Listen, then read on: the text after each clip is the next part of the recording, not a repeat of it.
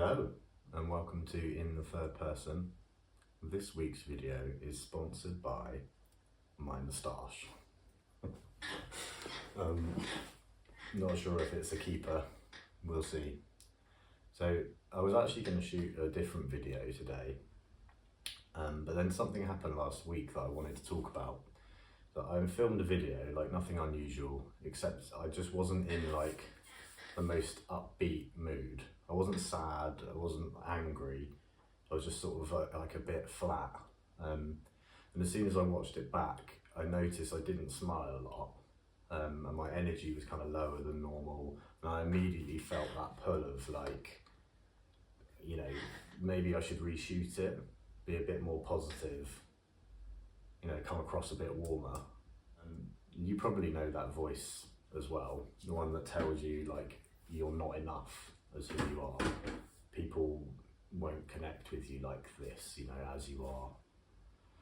And so I sat with that feeling for a bit and I realised like, wow, yeah, this is exactly the kind of moment that I would have drunk through in the past.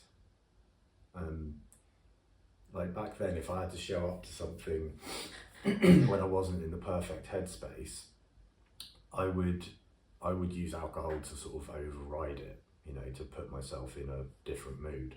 Like drinking became a way to manipulate my mood, to present a version of myself that I thought people would accept more, or that I would feel comfortable presenting. You know, more upbeat, more charming, more sort of on form. But here's the thing that I'm learning in sobriety, is we don't need to edit ourselves like that to be like lovable or acceptable. And not every day is a bright day, you know, and that doesn't make the day or you any less kind of worthy, you know. The drinker in me, that old identity, it always wanted to be seen a certain way. Like I believed I needed to be like the fun one, or the relaxed one, or the one who lifts the vibe, or is a bit of a clown, or even a comedian. You know, there was all these kind of versions of self that I would put forward. But the thing is, that's not actually connection. It's essentially performance.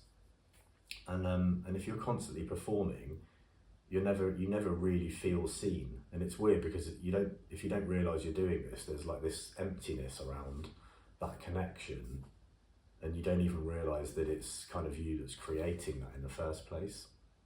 And you just sort of hope that that version that you're putting out is sort of good enough that people will kind of get enough of who you really are to like you, or something like that. So I think this is why people, many drinkers, feel that kind of internal tension, because deep down, you know, you're not always in the mood to entertain or charm or sort of shine, you know. We don't believe we're allowed to be just quieter or more raw or even introspective. So we drink to bridge the gap. There's also a cultural layer to this. Society tends to reward certain moods over others. It's like smile, be easygoing, don't bring the vibe down. There's a kind of social currency in always appearing to be fine. And we absorb that message really early on in our lives. So when we don't feel that way, when we're tired or uncertain or just feeling a bit flat, like we feel like on some level we're failing socially. And so alcohol becomes this kind of shortcut to like get us back on form. I really do want to stop doing that. And the thing is, it kind of works, but it also doesn't, because we lose track of who we really are underneath all those kind of false layers of self. So that is actually why the in the third person idea matters so much here. When we can step back and see ourselves from the outside without judgment, we start to sort of see these subtle behaviours, and little moments where we edit ourselves to fit in.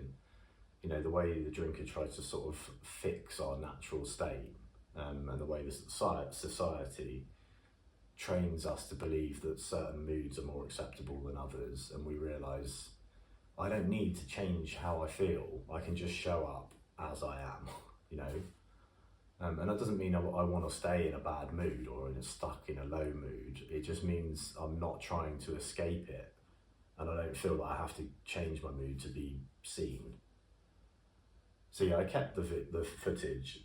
I kept the footage from that video. I didn't reshoot it. I didn't force a smile or try to sort of jazz it up in any way. I just let it go as it was. You know, some days are just brighter than others, and that's okay. So I'd rather be real than polished. I'd rather be kind of, you know, grounded than performative. And I'd rather be seen for who I actually am, even when that version is quieter, or, you know, I'd rather that than to hide behind a version of me that I don't even believe in anymore.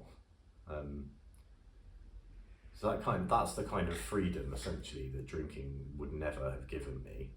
So if you're on this path, I just want to say, let yourself show up as you really are. Like, it's enough. Like, it really is. So if this resonates, drop a comment, let me know. If you've ever felt the pressure to sort of edit your mood, if you've used alcohol to cover it up in the past, I'd love to hear your story. If you're exploring what it means to feel free of that pressure, you are in the right place, and that is what In the Third Person is all about. I will see you in the next one. My moustache might not.